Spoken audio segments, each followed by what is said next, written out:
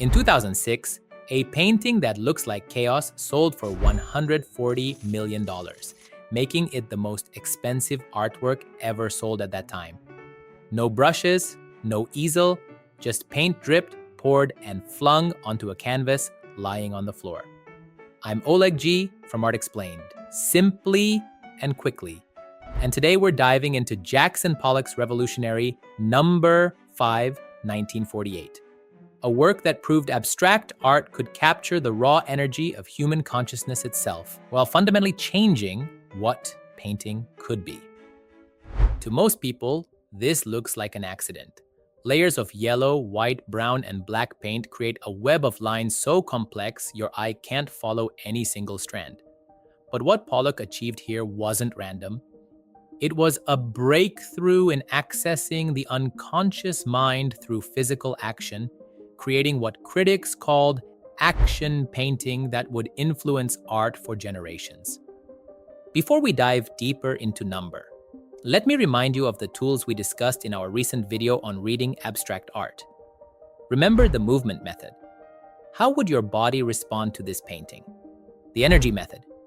What kind of energy does this convey? These approaches are perfect for understanding Pollock, whose work operates primarily through rhythm, energy, and physical gesture, rather than recognizable imagery. Let's start with the revolutionary technique that created this masterpiece. Pollock abandoned traditional painting methods entirely. No easel, no brushes. Instead, he laid his canvas on the floor of his Long Island studio and walked around it, dripping and pouring paint directly from cans and sticks.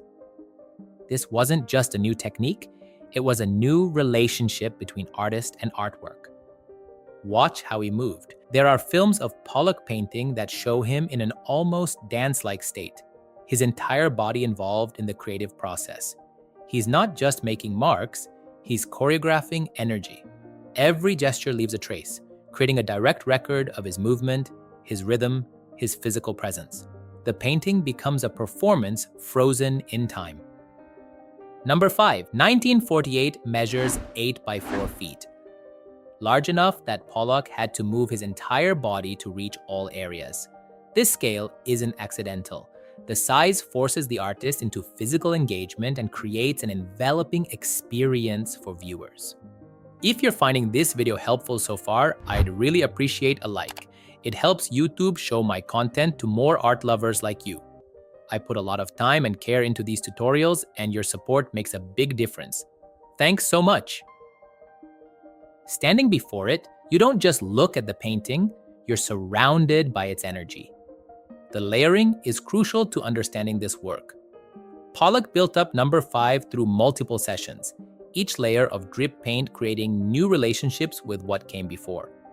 Look closely and you can sense depth. Some lines appear to be entassed on top, others seem to recede into the background.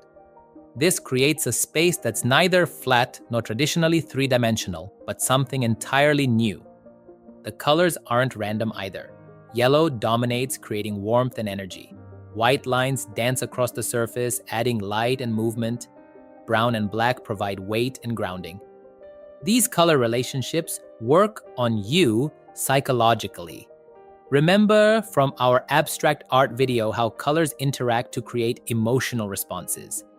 Here, the combination suggests autumn landscapes, but also pure energy and light. But what was Pollock actually trying to express? This gets to the heart of abstract expressionism, the movement that dominated American art in the 1940s and 50s. These artists weren't trying to paint things. They were trying to paint feelings, unconscious thoughts, the very process of creating. Pollock called it painting from the unconscious. Pollock was heavily influenced by Jungian psychology, particularly the idea of the collective unconscious, shared psychological patterns that exist across all human experience. His drip paintings were attempts to access these deeper layers of consciousness, bypassing rational thought to reach something more primal and universal. The technique itself supported this goal. Traditional painting requires conscious decision-making, where to place each brushstroke, how to mix colors, how to compose the image. Pollock's method minimized conscious control. Once the paint left his hand, gravity and physics determined where it landed. He could influence, but not completely control the result. This surrender of control was revolutionary. For centuries, artistic skill meant mastery over materials. Pollock proved that surrendering control could be equally powerful, allowing unconscious forces to emerge through the creative process. The painting becomes a collaboration between intention and accident, consciousness and chance. Let's compare number 5 to some of Pollock's other major works to understand his range. Lavender Mist from 1950 uses softer colors and creates a more meditative feeling. If number 5 is energetic jazz, Lavender Mist is contemplative classical music. Blue Poles from 1952 introduces vertical elements that create structure within the chaotic drips, showing how Pollock could control his technique when he wanted focal points. Autumn Rhythm from 1950 demonstrates how Pollock could evoke natural phenomena without depicting them directly. The rhythmic drips suggest wind through trees, falling leaves, seasonal change, all through pure abstraction. These paintings prove that non-representational art can be deeply connected to natural experience. The physical process of creating these works was exhausting and almost spiritual for Pollock. He described being in the painting, becoming part of the creative process rather than standing outside it as observer and controller. This total immersion is visible in the final work. You can sense the artist's complete involvement in every line. Critics initially dismissed these works as mindless decoration or even fraud. How could random drips be considered serious art?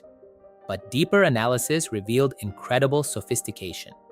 The compositions, while appearing chaotic, actually achieve remarkable balance. The distribution of visual weight, the rhythm of lines, the color relationships, all work together to create coherent artistic statements. The influence of number 5 and Pollock's other drip paintings was immediate and lasting. They proved that American art could be truly revolutionary, not just derivative of European traditions.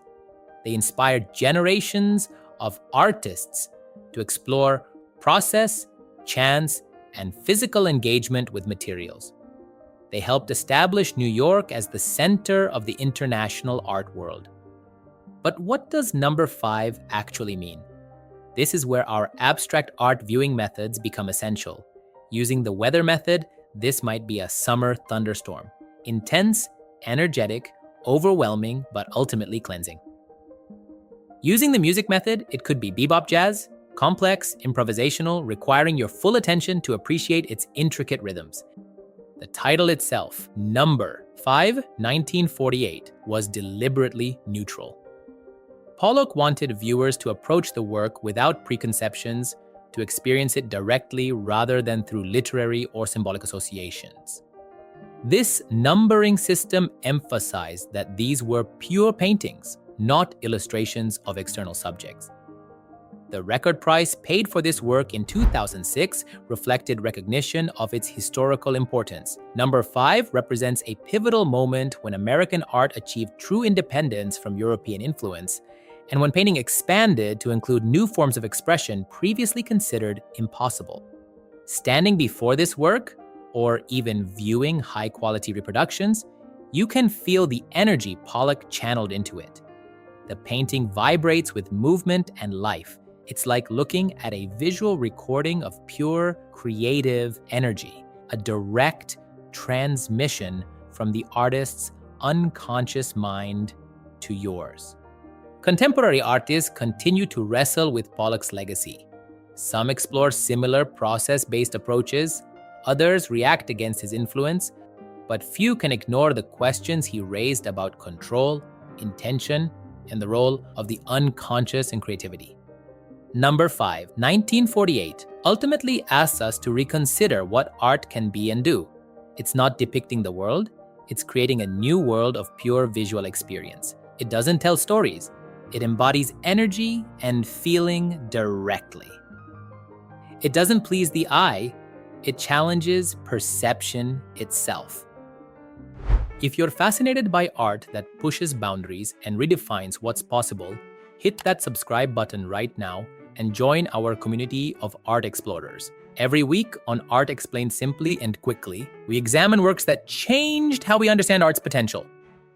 How does number 5, 1948, make you feel? Can you sense the energy and movement Pollock poured into it? What do you think about art that values process over product? Share your responses in the comments below. Your personal reaction is exactly what Pollock hoped to trigger.